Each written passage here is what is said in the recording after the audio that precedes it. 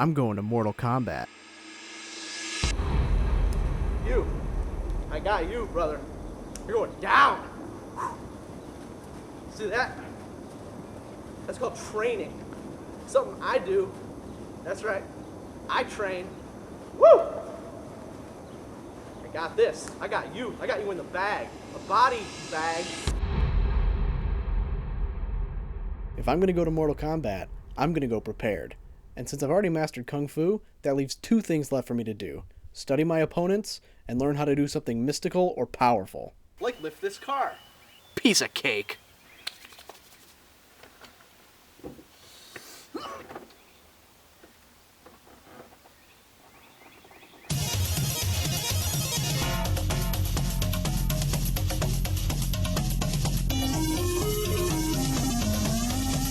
Mortal Kombat was released in arcades by Midway in 1992.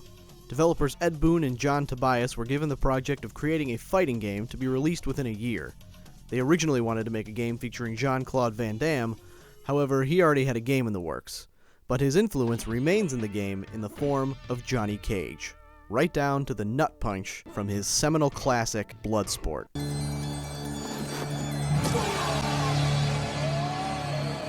But he wasn't the only character inspired by someone else.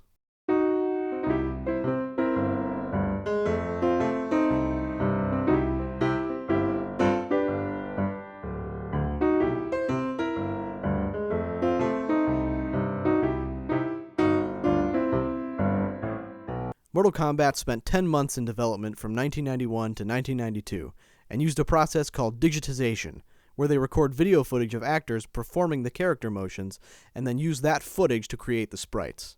It was a smash hit when it was released in 1992 and was ported to home consoles in 1993, the same year that its sequel, Mortal Kombat 2, was released in arcades. Several games were released in 92 and 93 that featured violence against realistic human characters. And that pissed off a lot of parents and public officials who felt that video game violence was going to destroy civilization. So after some hearings were held, a decision was made, and the video game industry was given 1 year to put a rating system in place. And thus, the Entertainment Software Rating Board was born. Mortal Kombat was given the first ever mature rating. When I was a kid, this game used to creep me out like no other, with one exception, but we'll get to that later. Mortal Kombat is incredibly effective in creating a unique gameplay experience that not only feels good to play, but affects you below the surface. That effectiveness comes from the way it deals with two things: atmosphere and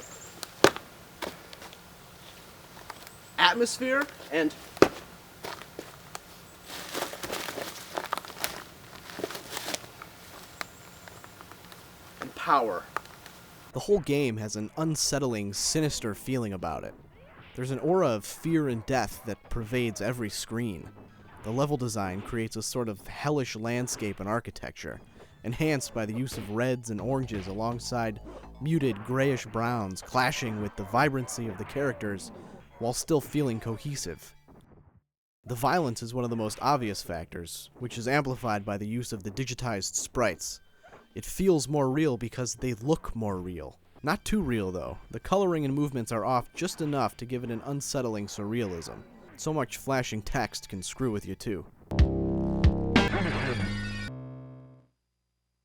One of the biggest factors is the music. There's just something about it, especially on the Sega Genesis. Fight.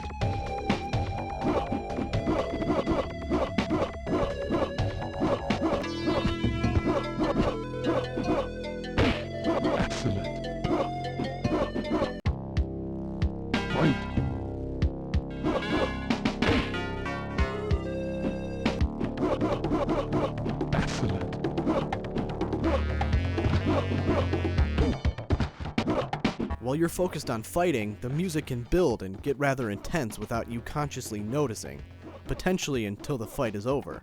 All these things build this atmosphere of death and danger that defines Mortal Kombat. The manipulation of power comes from the game feel. It feels good to hit your opponent.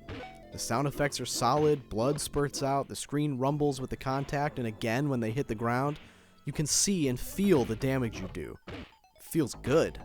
makes you feel powerful, but you can feel it just as much when it's happening to you. You feel a slight sense of failure that you let them hit you, especially with the bigger hits when you have to watch your character take the damage and wait for them to get back up before you can continue. And if you're not doing well, it can make you feel pretty powerless.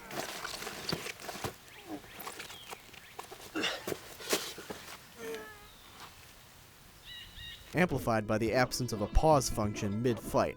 So if you're losing, you can't pause to catch your breath or find a moves list. You have to sit there and take it.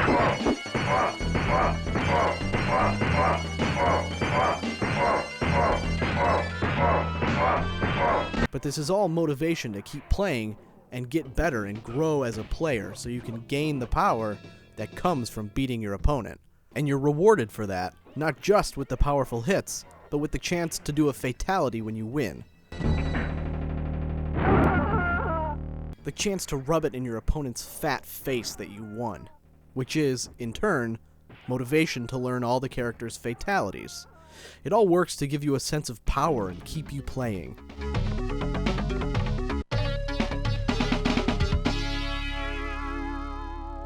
So I figure in Mortal Kombat, I gotta be able to do something like pretty violent, right? To like fatality somebody. So I thought maybe I could like kick someone's head off or something. So I thought I could practice with this football out there on that football field and kick it through the things. What do you call these things? Goalposts. Let's find out.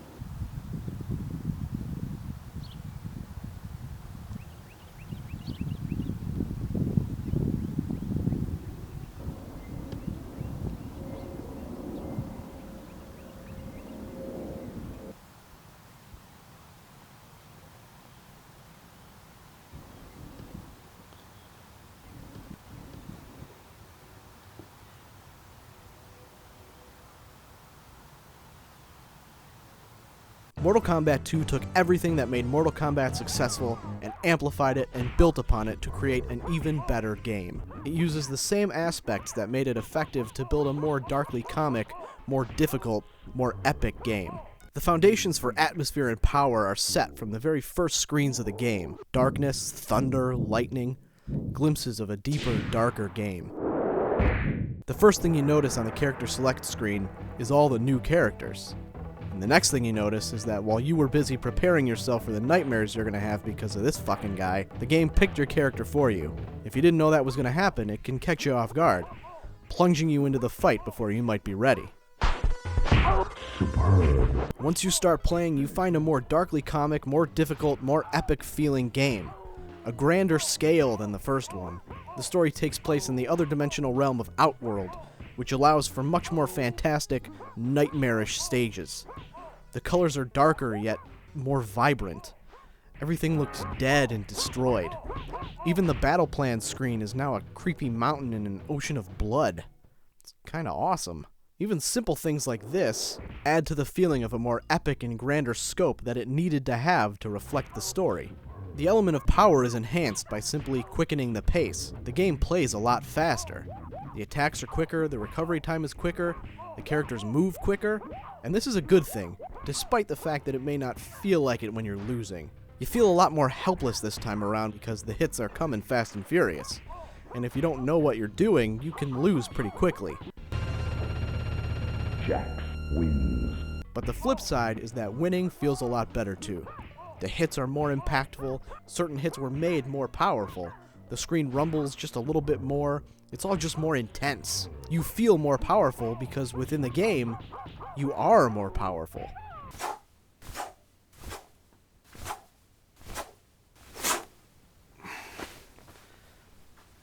I'm trying to throw a fireball, okay? It's not easy, but I'm trying, so just, okay? And the ultimate expression of that power, the fatalities, were made, much like the entire game, to be much more over the top in both violence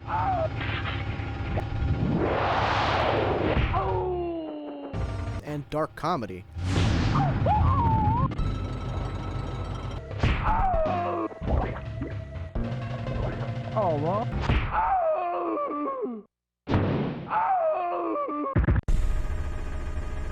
Scorpion wins. Fatality. which was given a bigger role this time around with the friendships, Friendship. the babalities, Babality. and this. It all adds up to a sequel that's faithful to the first game, but in a bigger, better, deeper way, with more ways to have fun and more to discover without sacrificing that atmosphere or power that made the first game so effective. Liu Kang wins. Okay, I can't do it. So what? Let's just check out the competition, okay?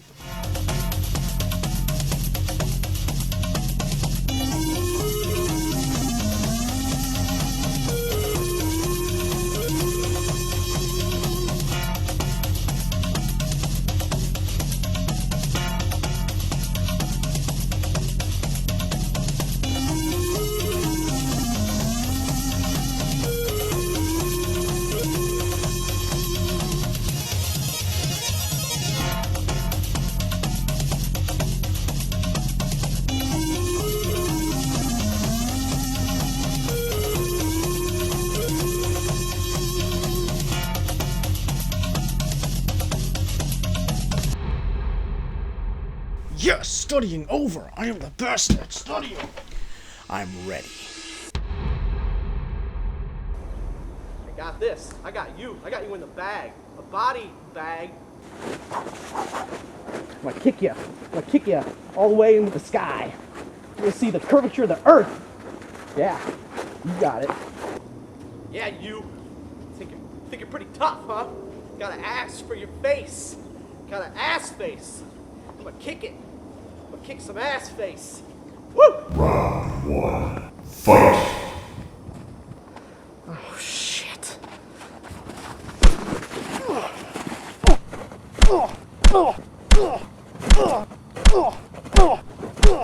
Round 2. Fight. Not again.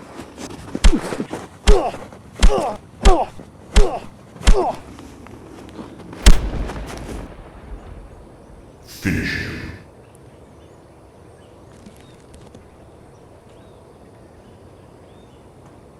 Scorpion wins. Fatality.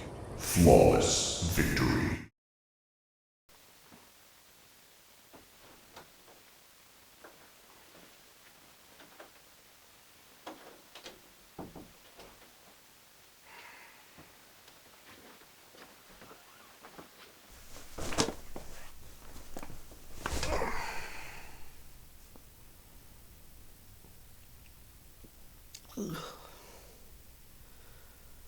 That fucking sucked.